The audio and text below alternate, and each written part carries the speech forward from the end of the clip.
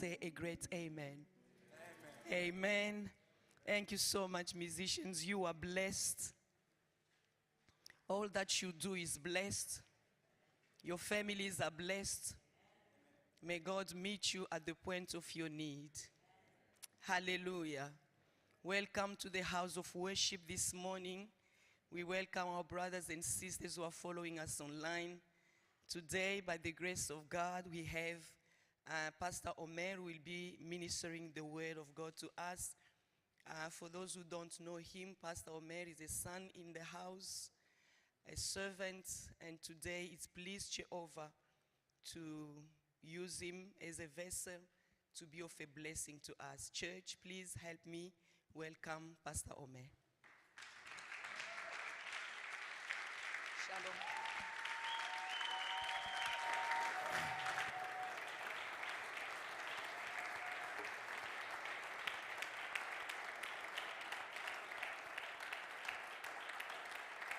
Hallelujah. Let us praise God. Keep on praising God. Let us clap our hands. Yahweh, Yahweh. There's somebody on the keyboard. Remain standing. I want us just lift up our voice before the throne of grace. Just to worship God. Can somebody play the keyboard, please? For a few minutes before we go to the word. Hallelujah. I can feel the anointing in the house. And I want you to lift up your voice and begin to worship God. Lift up your voice. Let us just pray. Mando, shikapayada, sekaparada, sekapa, kelaba. Manda, shikaparada, sekaparado, seketemente. Yes, yes, yes. Father, we are standing before you this morning, oh God. You are Yahweh, you are Yahweh. Karaba, Sanda, Keaba. Mando shika parada kilababa sata. We open our heart, mighty God, for us to receive from you, O God. Be glorified, O God, and be manifested, O Yahweh. Daddy, we thank you, Lord. We give you praise, O God. This is your house, O God. Saturate this place with your presence, O God. We surrender our life to you, O God. Let the power of the Holy Spirit be in this place, O God. Manda sekapayada sekapayada mando shiataba kilaba sakata mando shikaparada kiaba mande sakaparuza manta nambra sekapayada manta libra zonda ba sakaya baba sakata. Hallelujah, hallelujah, hallelujah. That we worship you, our God. We glorify your name, our God. You are our God. We give you praise, oh God. We stand before you, oh God. Be glorified, oh God. Our hearts are in your presence, oh God. Our hearts are before you, oh God. Father, we thank you, Lord Almighty. We glorify your name, oh God. We give you praise because you are here, mighty God. You will touch somebody, oh God. Our life will be transformed, oh God. In the name of Jesus. Father, we thank you, Lord. We pray this morning, oh God, that you will be with us. You will touch me, oh God, King of glory. The same way you touch Jeremiah. You give him the word and you touch his lips. Father, this morning, oh God, I'm standing before your people. Use me, oh God Almighty.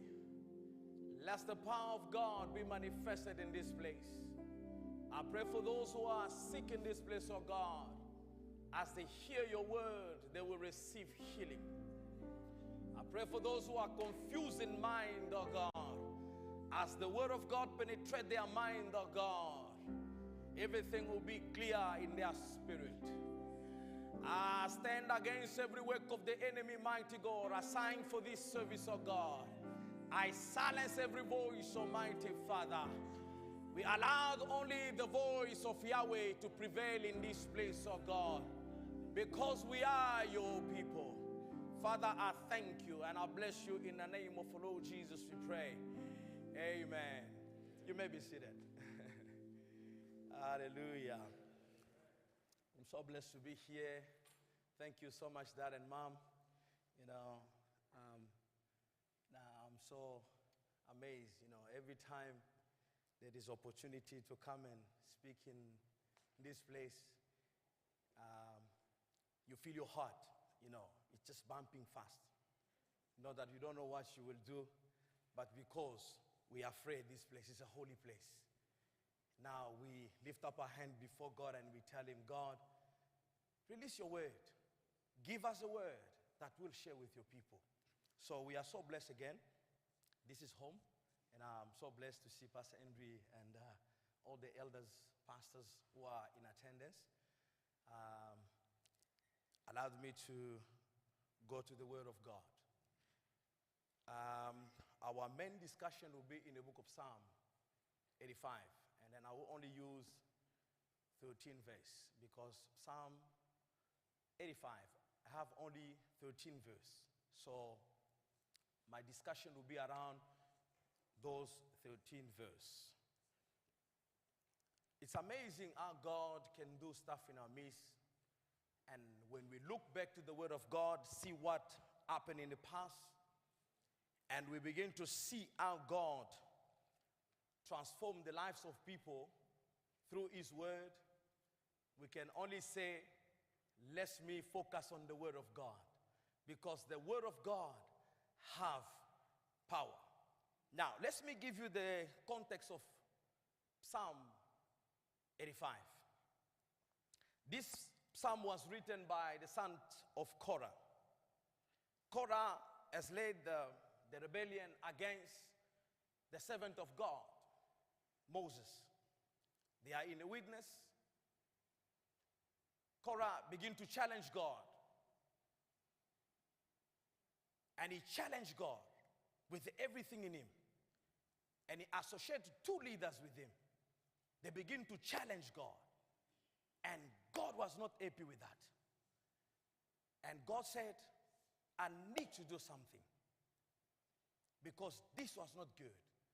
Not only that he challenged the servant of God, but he challenged God by asking God questions. He began to question God why the priesthood service have been given to other people and this one they don't do the work.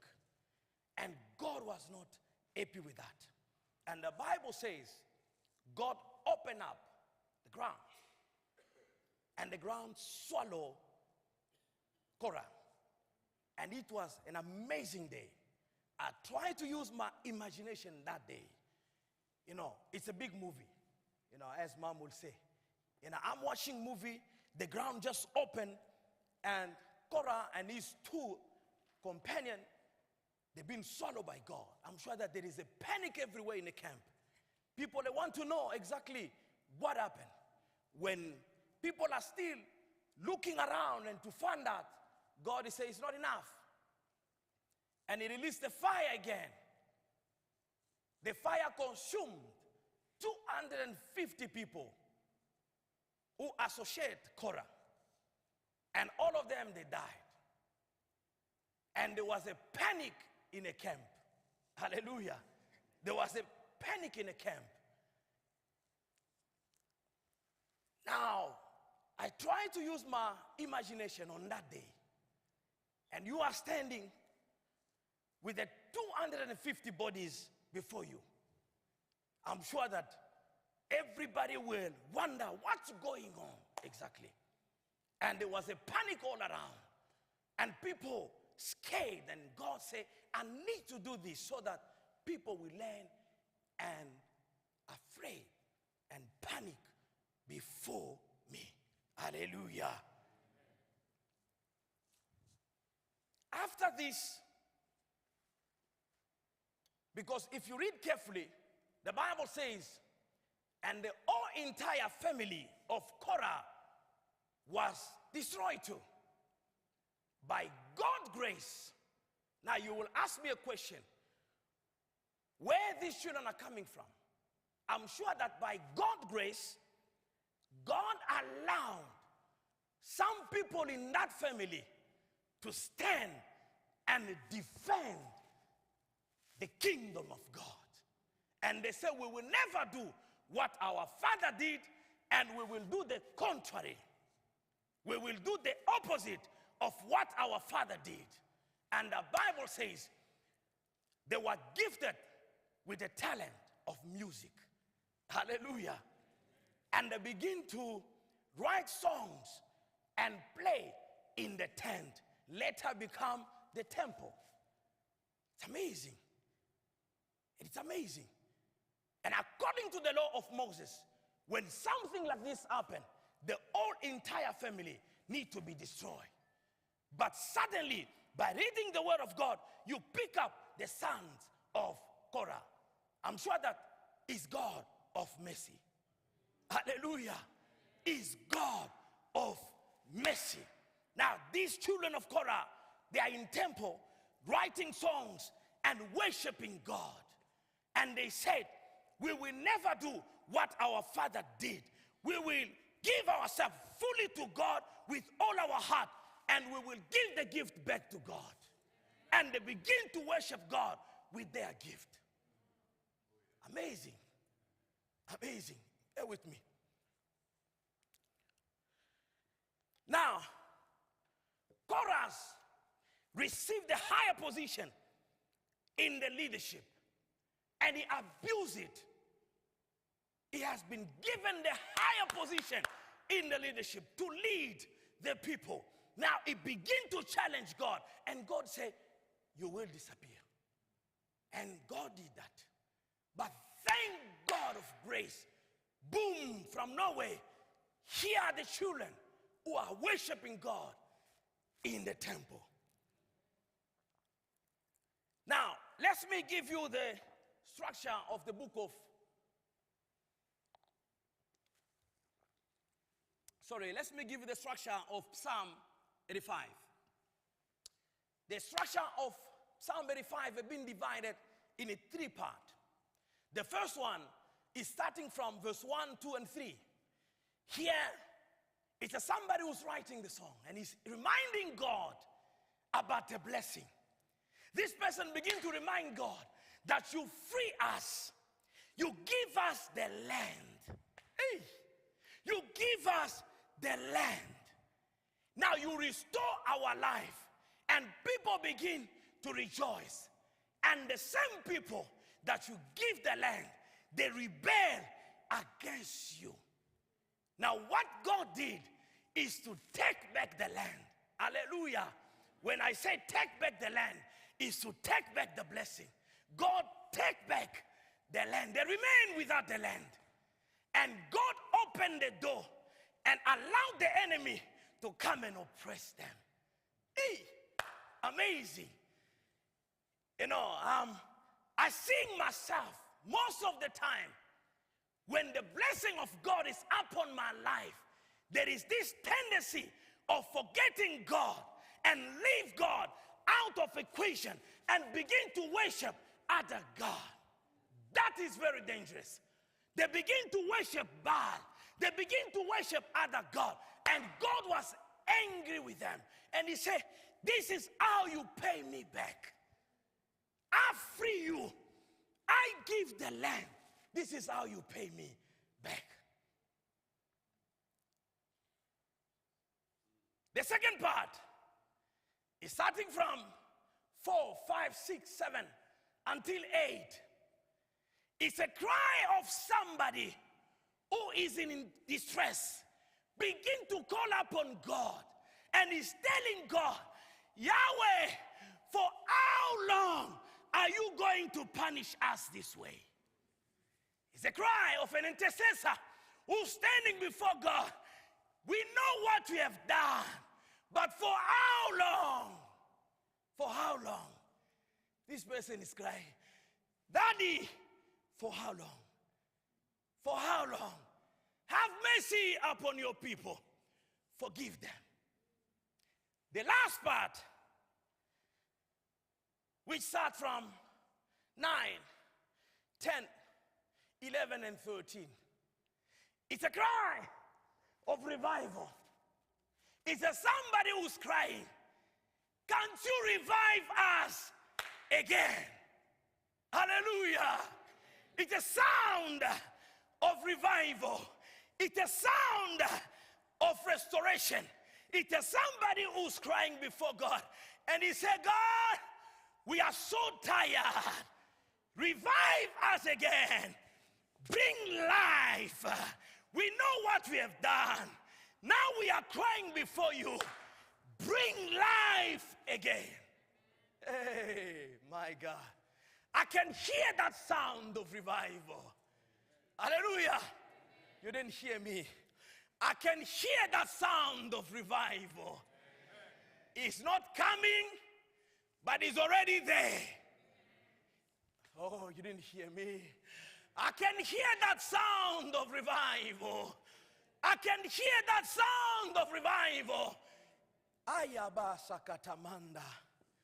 The theme of my message this morning, the sound of revival. The sound of revival. Oh, hallelujah. The sound of revival. Now, let us define revival. What is revival? Moray is an amazing writer. He's a British pastor. He gives us a definition of revival. Hallelujah. And I will use three. But let me start with this man. He's an amazing writer. He's a British pastor. So he said, revival, this is how he defined revival. It's a revival, it's making alive again those who have been alive but have fallen into what he called a cold or dead state. Hallelujah. Let me repeat it again. Revival is making alive again those who have been alive but have fallen into what he called a cold or dead state. And he's trying to paint a beautiful picture about two people. He said the first one is somebody who was alive.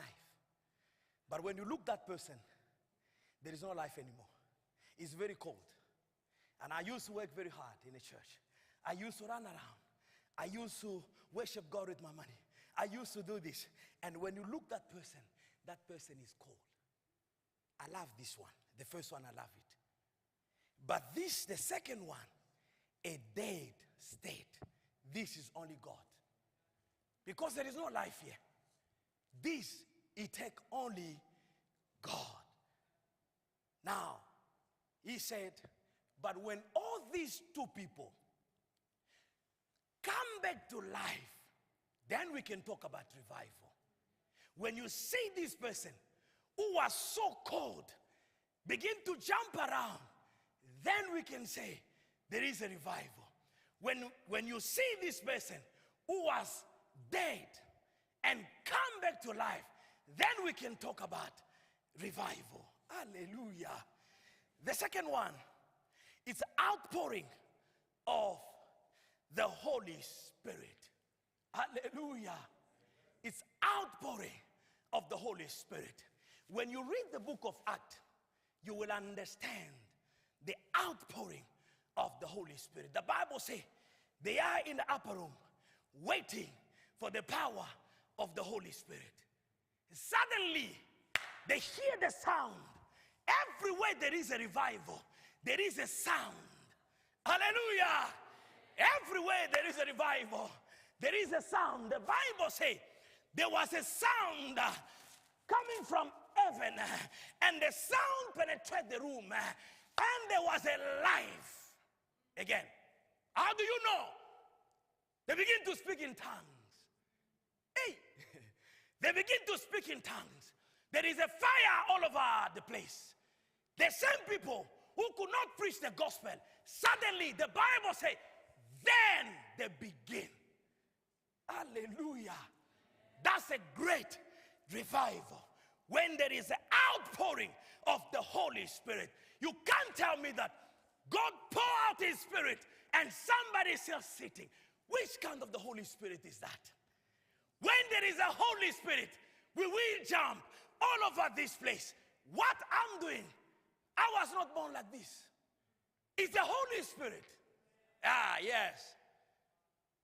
Ah, it's the Holy Spirit. When there is a Holy Spirit, you will know that this is God. The only person who can bring revival is the Spirit of God. When he releases Spirit, this place will never be the same again. The beginning of the church is started with the pouring of the Holy Spirit upon these people who was they scared about their life. They locked themselves. But God is saying, no, I need to do something. And he released his power. Suddenly, the church began to go everywhere. Even the Peter look around. He said, hey, what I'm saying? Revival is when the Holy Spirit is at work.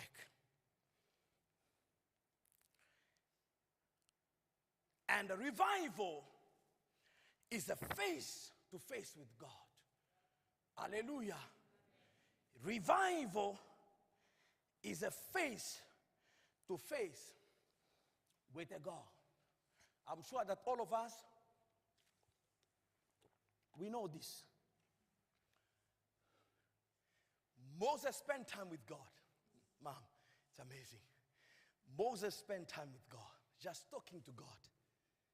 And the Bible says, as he's coming down, he was covered with the glory of God. These are my brothers. The Bible says their own brother could not fix the eyes upon Moses. I still maintain and I believe that if you spend time with God face to face, you will never be the same again. Everywhere you don't see life, check the life of that person. Maybe that person never been exposed to the presence of God. If you spend time with God, this is my own experience. I can struggle with the something, but just give me 2 hours. Give me 2 hours. Pastor Christina, just give me 2 hours. I can struggle with something. The door, it's been closed. Or there's a sin that is standing before me. Then I cannot say no.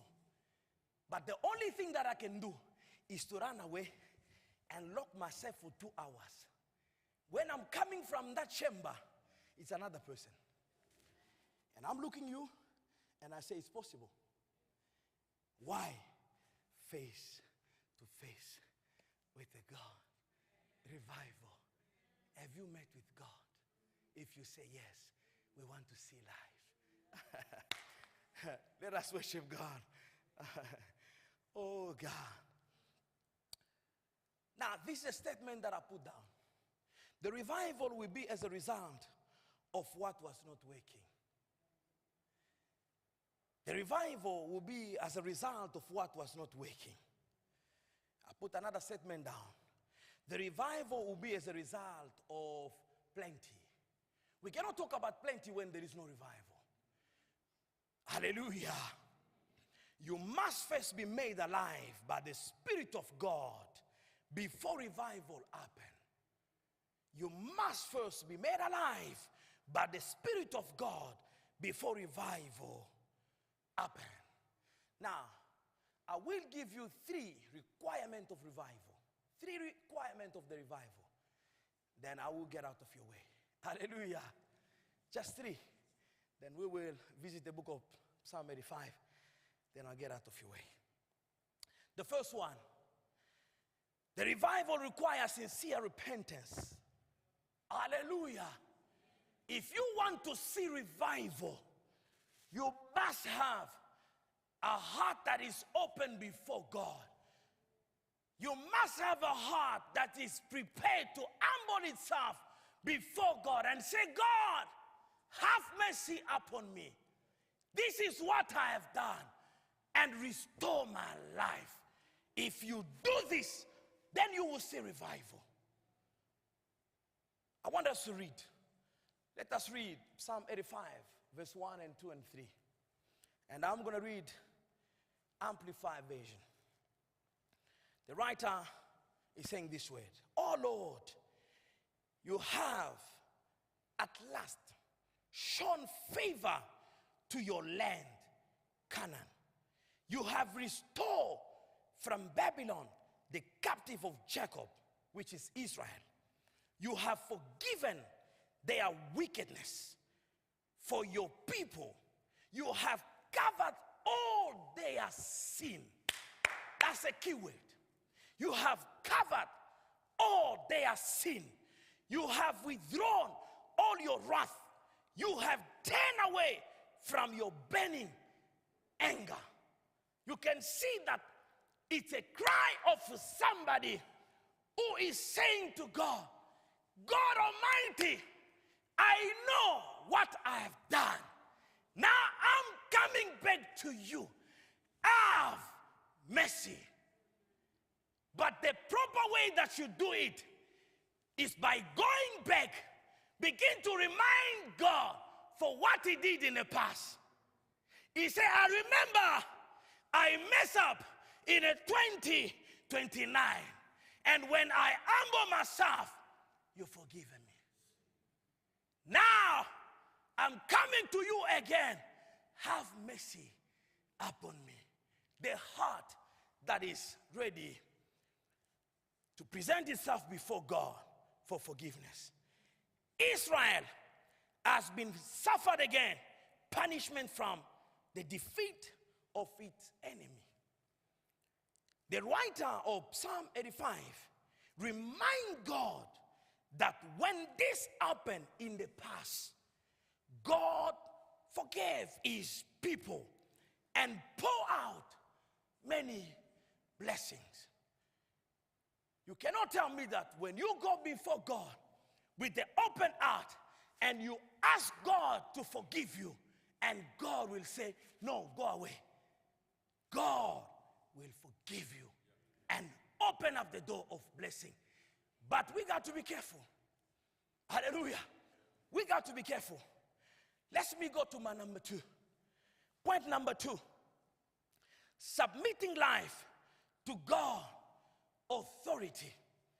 When you see somebody crying before God, when you check their life, they are under the authority of God. By the way, let me go back to repentance. My bishop will tell me that repentance is when somebody was going into this direction.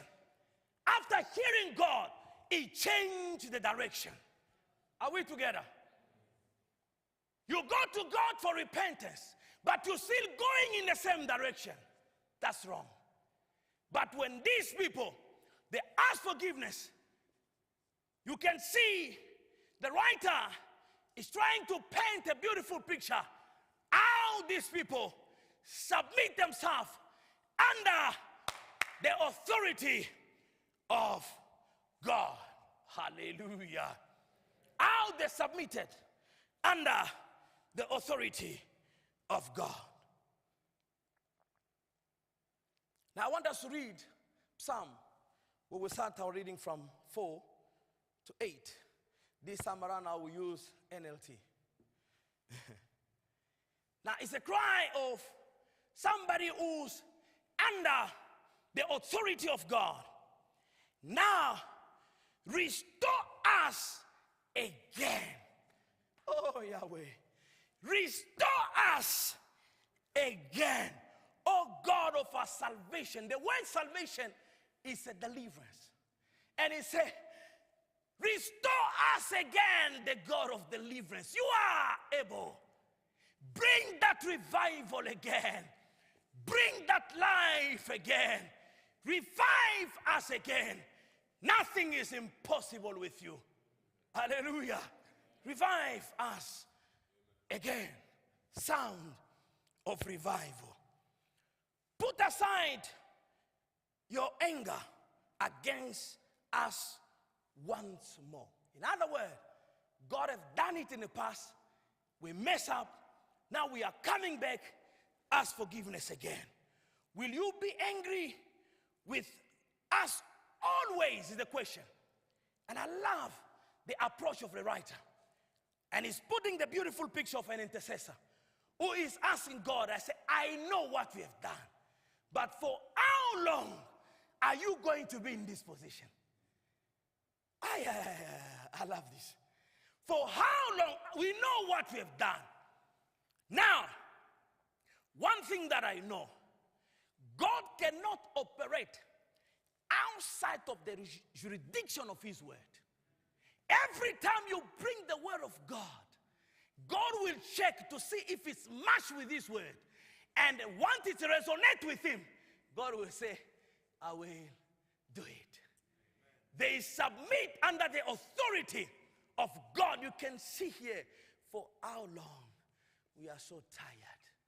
Can you do something? It reminded me sometimes, when we mess up with God, when you go before God, you see how somebody is crying. Hallelujah. Daddy, have mercy. Have mercy. Why? Because the system that God put in place is that when you mess up with God, God will take His blessing from you and open the door for the enemy to attack you. But what God is expecting of you is to come back and cry. It's all. God wants us to hear you cry. And when you cry, Daddy, I'm in trouble, God will say, I'm here, my son. I'm here, my daughter. But we got to be careful. We got to be careful. I want us to read.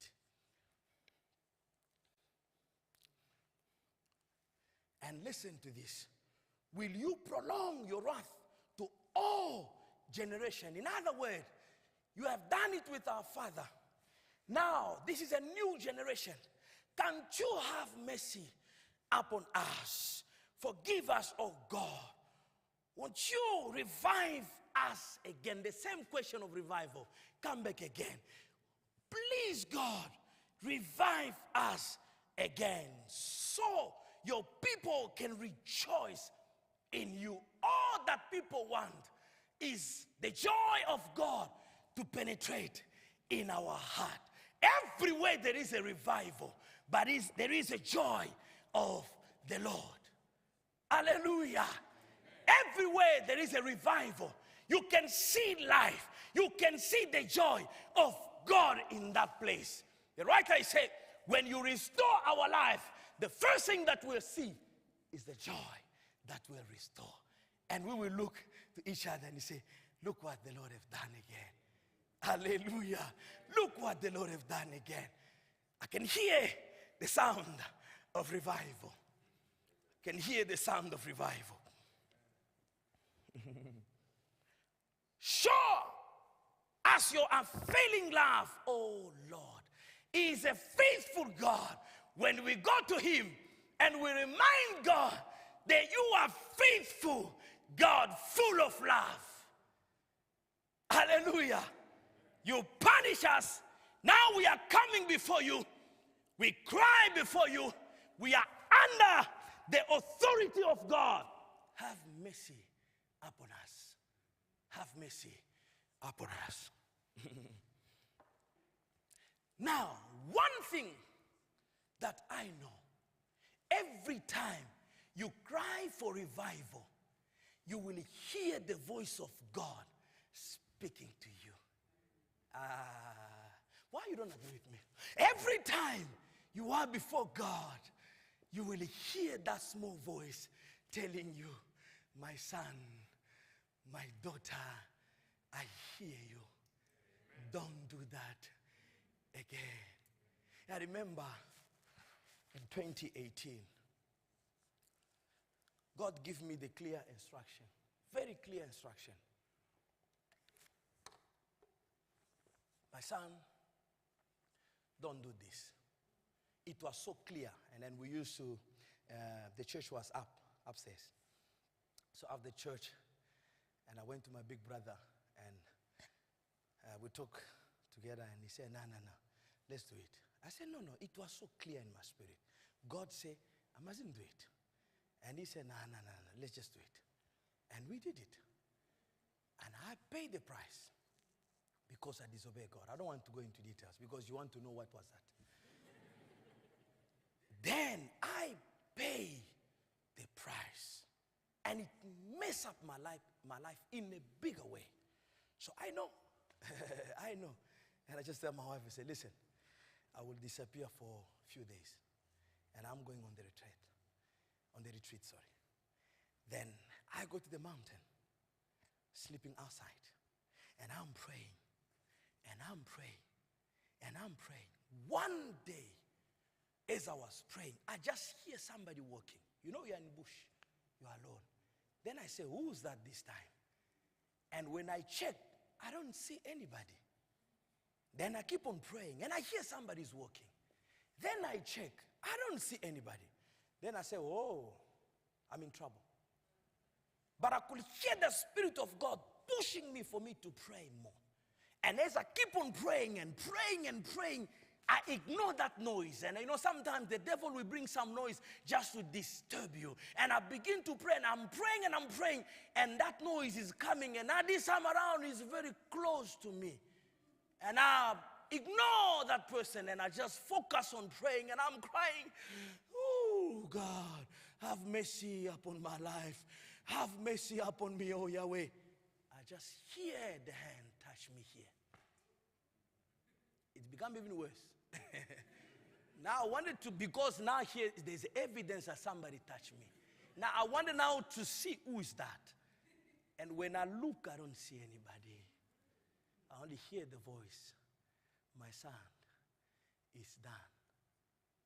Have whatever thing that you need. But when God forgive you, there must be evidence that God indeed forgiven me. I lose the job because of that. I lose the job because of that small mistake. I lose the job. Now I'm jobless. I finish praying, because most of the time I do this, and I switch my phone off so that nobody will disturb me. I don't know what happened. In the middle of praying, when I finish praying and I switch my phone on, it's the same boss who fired me. That issue was already to the bargaining council. He said, my wife was telling me last night, that's the message, that we should bring this man back. That we should bring this man back. And I'm sure I did something that I shouldn't do. And I stopped praying. Because I went for that. So when I finished praying, and I'm okay, and I go home and tell my wife that it's happening. They call me at work. He said, are you serious? He said, they call me at work. Then I wear my boot, and then I went to work.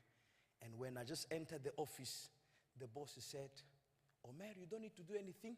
We renewed the contract. You don't need to worry. Come and sign the contract. Pick up the car. Go to work. And I went and I renewed the contract. And when I check the contract, sometimes they will trick you with these things. And I read it's the same one. The only thing, I only renew the contract. Every time God forgive you, He will give you the same contract that is signed with you and show you mercy.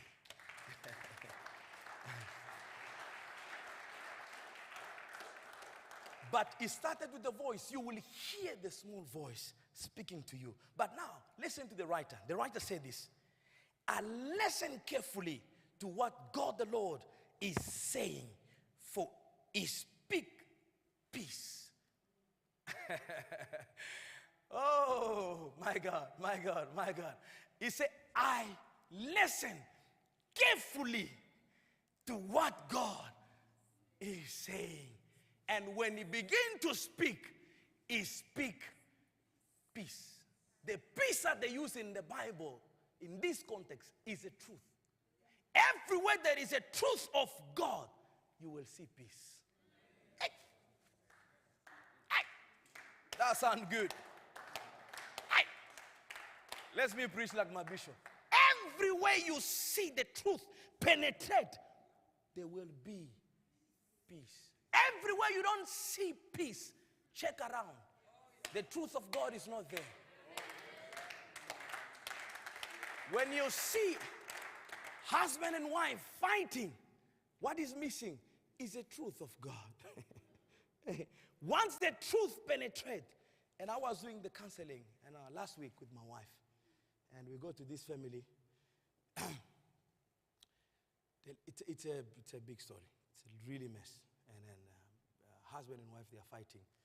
And the wife said, no, I want to kill myself because I'm tired. And then I went there, but they call me, it's midnight. Hey, pastors, yo. It's a midnight. And when they called me, I didn't want to go. And I was so tired. And I tell my wife that I do have a 3 assignment that is waiting for me. And then he said, just go. So I leave everything. At midnight, I was still typing stuff. So I jump in the car, we go with my wife, we leave the baby. So we go quickly. And when I arrived there, and I found that there was 2 people who try and knock at the door for the lady to open the door. She locked herself inside. Now, when I arrive there, then I tell everybody, say, no, can everybody go down? Down. Yeah, just leave me and my wife here. So as I stand there and I tell my wife, hold my hand. Then we begin to pray. Now, the lady hear me praying. I was praying loud. She hear me praying. She opened the door. And then he said, what is this? And we begin to talk. And when we talk, and we finish late, very late. So just to find out that this one say this one say this one, that's the problem. But when I bring the truth of the word of God, I carry my Bible. And I was reading some verse. And when it penetrated them, and then I hear the husband, he say, Pastor, I hear you. Can you pray for us? The wife was saying, my husband, I'm sorry. Forgive me. And we put them together and we pray for them. The next day morning, is the husband who's calling me. He said, no, Pastor, you can't believe. There is a peace in our home that I never experienced before. Where is this peace coming from? The truth of the word. I will listen so that God will speak peace. I lift up my right hand and I pray for you that if there is a trouble upon your life, I speak the peace of God in the name of Jesus. I speak the peace of God in the name of Jesus. Let's finish because of time. Oh, Yahweh. And he said, I will listen carefully to what God, the Lord, is saying. For he speak peace to his faithful people. Even in the trouble, God is still call you my faithful people. Do you know why God call you faithful people? It's based on the covenant. You didn't hear me. My faithful people, based on the covenant. When you mess up, God is just angry. But if you go to him, he will retrieve that and see his covenant, and he say, you must come and renew the contract. But the contract is the same. Faithfulness of God. I love the faithfulness of God. My God is so faithful in a way that even in the last minute, people who work with me, they know. I work like this. Sometimes Henny will tell me that, no, Bishop, we don't understand. I said, no, once it's clear in my spirit, God said, let's do it. If God didn't say anything, we don't need to do anything. But when God's, because he's faithful, he's not a son of man. He's not a son of man. He's too much God. Hallelujah. But listen to this. Listen to what God will speak. And he speak to his faithful people. This is a statement that I put down. And I want you to pray for a few minutes. I'll give you just 1 minute. Just lift up your voice and pray this way. Lord God Almighty, revive me both spiritually and physically. Before I go back to the last one, just say for 2 minutes, lift up your voice and let us pray. God, revive me both spiritually and physically. Mando shikapayada, rokapayada baba sata, mande shikaparada manta. Bring that revival, oh God. Revive me, oh Yahweh. Hey, kapayada manta, mando laba sakata. Bring revival in the name of Jesus. Amen. The last point. Revival requires significant action. Hallelujah. Revival will require significant action. The book of Acts, again, I go back there. The Bible says, when God releases spirit, there was a revival in that room, Pastor Henry. The only thing that these people begin to do is to respond to the move of God. Revival is there. If you don't respond, ma'am, nothing will happen. Oh. We can hear the sound of revival, but if we don't respond, just imagine in the upper room, God releases spirit, and everybody's like, oh, I hear that sound. I hear that sound. What is that? Just go and check outside. But the Bible says, everybody was like, whoa, whoa, hey, I see the fire. I see the, even the Peter, he said, hey, is these people, what's going on here? What's going on here? They respond to that. Hallelujah. Significant action. When revival is there, everybody's trying to do something to match with what God already released. Can you hear that sound? Can you hear that sound? I want us to read. And I'll read again in LT. Unfailing love. So it's Psalm 10, 11, 12, and 13. Unfailing love and the truth have met together. Righteousness and peace have kissed. Truth spring from the earth, and the righteousness smile down from heaven. Yes, the Lord poured down his blessing. Can you see that? Now, to finish that story, say, they go to God for repentance. They submit under the authority of God. And they hear the word of the Lord. God is saying, don't go that way. Change the direction. But the last one, they said, God begin to release now. He said, he released blessings. Hallelujah. Other version, he said, God released good.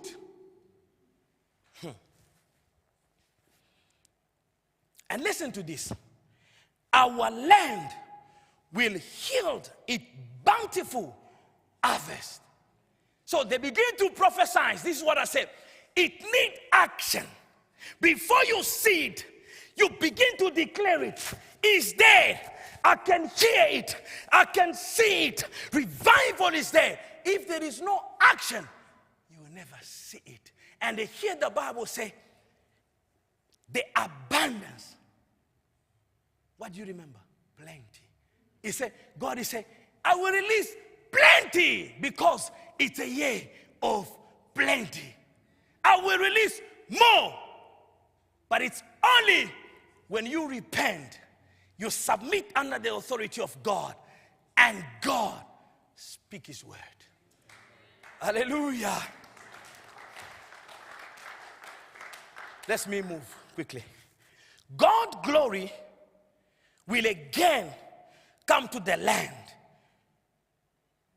In other words, God will again present blessing to the community and our life again and again and then again and then again. Hallelujah. God will release his blessing. Now, let me summarize because of time. What was our discussion? Number one, these people, they mess up with God. And God put them in prison. Let me use the word prison. And by his mercy, he released them. He gave them the land. They forget God. They begin to worship other God. And God showed up and he took the land back. And he opened the door for them to be under the oppression of the enemy. And he said, you will suffer until you cry. Number two, they were willing to trust God and they act on the basis of that trust. They trust God enough when they cry to him. And they say, we will do something. That's why we say number two, they were under the authority of God. I see it many times where people they say, now I will never do this again. In other words, we are saying, I'm under the authority of God. When God is not the master, if he's not the Lord in your life, you are not under the authority of God. It must be the Lord. It must be the master. Why master? Because he owns you. He is the boss. Yeah. Before we pray for a few minutes, if you are here and you want to make Jesus Christ as your Lord and Savior, I want you to put your hand up, please. If you are here and you say, Pastor, I wanted to make Jesus Christ as the Lord and my Savior, all that I want you to do is just to put your hand up. And there's one person there. Thank you so much. It's my brother. Is a brother? Sister, thank you so much. And anybody? Anybody? Yeah. So my sister, and I'll ask you just to stand. And this is Elder God Power. I'm sure that he will go with you at the back there just to pray with you and usher you to the Lord. Amen.